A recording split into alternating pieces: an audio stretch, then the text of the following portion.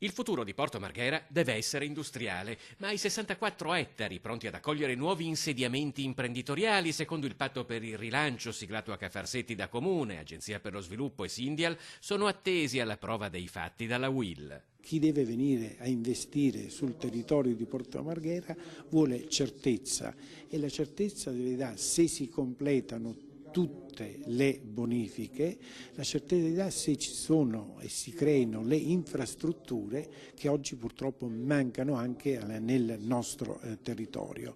Quindi noi saremo molto vigili, molto attenti a quello che è l'ultimo accordo. Qualche perplessità ce l'abbiamo perché non è la prima volta che succede che si firmano gli accordi ma dopo restano chiusi nei cassetti. Il segretario nazionale della UIL, Carmelo Barbagallo, ha partecipato all'assemblea dei lavoratori di Fincantieri, un'azienda in salute in un contesto economico che nel complesso genera più di una preoccupazione. E se i lavoratori pensionati e i giovani non hanno un reddito che gli permette di comprare ciò che produciamo per noi stessi, quelle aziende chiuderanno lo stesso, anche nel nord-est e nel nord-ovest.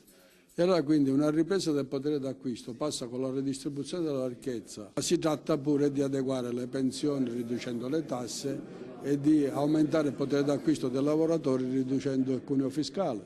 Chi riesce a reggere quindi sono al momento le aziende che lavorano con l'export. Il futuro di Porto Marghera rappresenta uno dei cantieri cardine del gruppo Fincantieri che, come avete già notato, sta esplodendo in termini di commesse, addirittura si immagina, ma con i dati riportati, di lavoro più di 10 anni, che è una cosa in questo settore non facile.